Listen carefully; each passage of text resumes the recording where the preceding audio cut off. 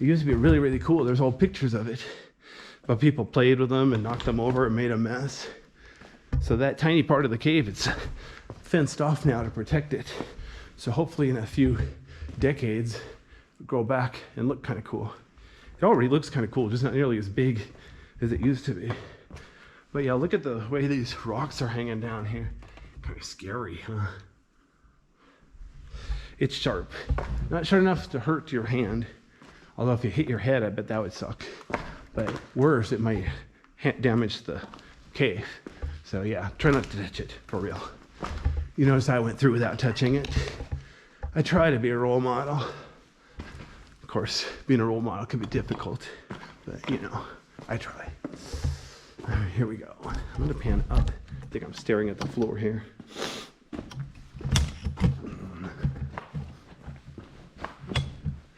Now look at the size of this cave. Like I said, easily dozens of feet wide, dozens of feet tall. And the walls are white, but the ceiling's black. Whoa, ah, dang it. My shoelace caught on a sharp rock. Whoops, that was stupid of me. You know, I can't blame anybody else because there's nobody else here. Oh, dang it, I accidentally put my gimbal in sleep mode. Why the heck? God, why would it do that? That's so stupid. Why would a gimbal even have sleep mode? Seriously. Okay, let's try this again. Okay, so let me pan up. Okay, now let me see if I can get my flashlight on the highest setting, because it's dark and spooky. See, even with the highest setting on my flashlight, I don't think the camera's picking it up. Of course, it is a GoPro. It's not exactly a SLR, full frame SLR, or large format.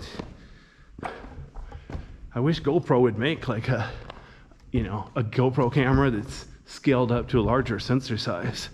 They should seriously make one that's like a 1-inch sensor size and micro four thirds, APS-C, just one of each. I know you can't really wear a full frame SLR on your head, but you know, GoPros are useful for something besides, you know, motorcycle riding or whatever. Notice here the ceiling's light again.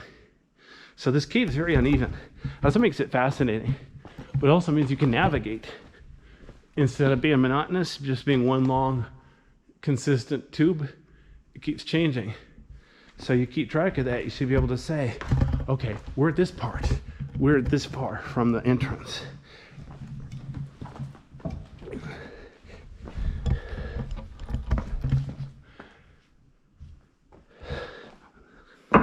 Whoops, it echoes in here. See, they got all these flat rocks. They teeter-totter really well under the weight of a person. I weigh like 200 pounds. It's not pretty. So, yeah. I've been trying to lose some weight, but I work full time. And like I said, it's 100 degrees outside, so I'm not going to go jogging. Although I did see a dude jogging today. In the morning, when traffic is light, China Hat Road is a good place. The paved part. China Hat Road is a good place to go bicycling and jogging. And then there's also the dirt trails here if you're feeling really ambitious. Although, as you probably guessed, Arnold Ice Cave Trail does not go anywhere near Arnold Ice Cave. Don't get me started. Notice, yeah, it's easy. I'd say 60 feet in diameter here. And the ceiling, I have no idea how thick the ceiling is here. I'm obviously working my way uphill, but remember, I told you I'm going down the tube. So the actual floor, it just means the breakdown rock is getting thicker and thicker. In fact, getting to the top of this pile here, it's pretty much as far as I'm gonna be able to go. The cave is basically blocked by breakdown rock. What's ironic, well, I don't know if I should say, but the next hole in the ground is only like 200 feet farther. So you would think, man, we're almost to the next entrance. But no, I'm 99% sure the only entrance to this cave is way back behind me. Although, just like with science, it would be awesome if you prove me wrong.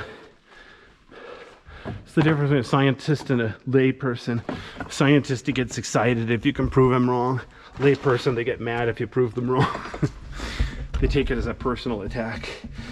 It's like, ooh, you're full of poop. Anyway. Hold on, I gotta adjust my clothes. Having a little wardrobe malfunction here.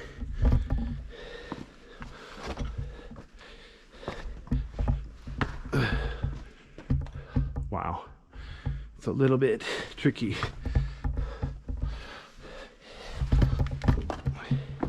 But the good thing here, because the ceiling's so high, I can go up as fast as I want. I don't have to worry about hitting my head on the ceiling.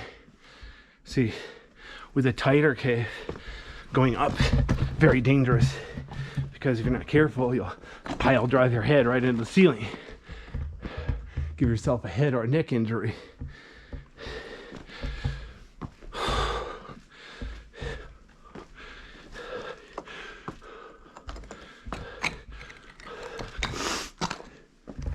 Well, you want to take the high road or the low road? Actually, I think I'll go around.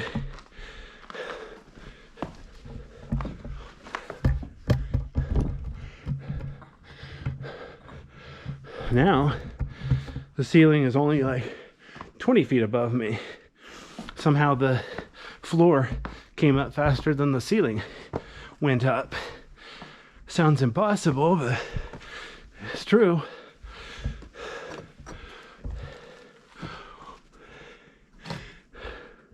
Turn around here. That's where I just came up.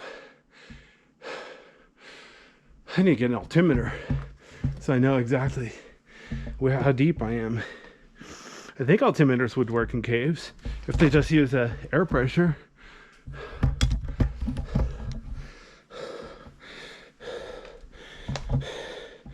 Man, I'm out of shape. I just walked up only like 40 feet and I feel like I'm getting a workout. Kind of pathetic.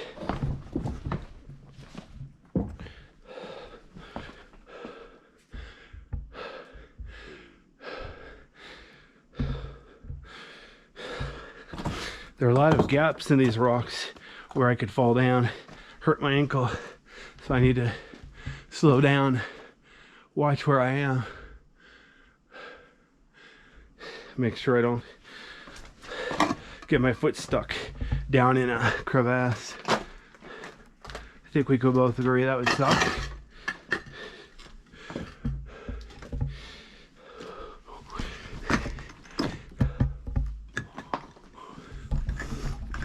So you notice this, we pan down here.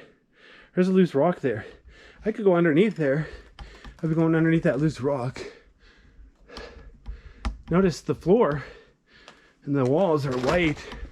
The ceiling is like a kind of a lighter than chocolate brown, cross between a red and a chocolate brown. Kind of cool. Very pretty. All right, let me put down my flashlight a second. I want to adjust my pants.